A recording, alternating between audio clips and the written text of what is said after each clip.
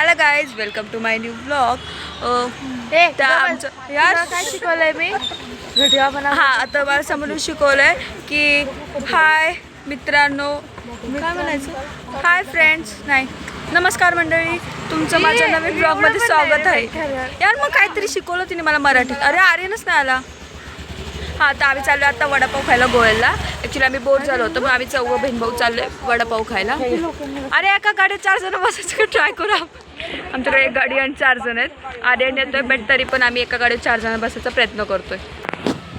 पण त्यांनी मला इथंच ठेवलं. ॲक्च्युली कुठं आपलं मला चालत बोलवलं, मी एकटी चालत चालली. बघा मी एकटी चालत चालली आणि ते 3 जण गेले गाडीवर, कारण की आर्यन येतोय, पण आर्यनला आम्ही कॉर्नरलाच भेटेल म्हणून मग ते 3 चालले पुढं आणि मी चालली एकटी चालत चालत. सोसायटीतून बाहेर पडेल. आम्ही गोव्याला असंच वडापाव खायचा प्लॅन ठरला आमचा, त्यामुळे मग आम्ही वडापाव खायला चाललो. मग वडापाव खाऊन बघू काय करायचं. ते इथंच थांबलेत. अरे तुम्ही इथंच थांबलेत का रे? ते इथंच थांबलेत.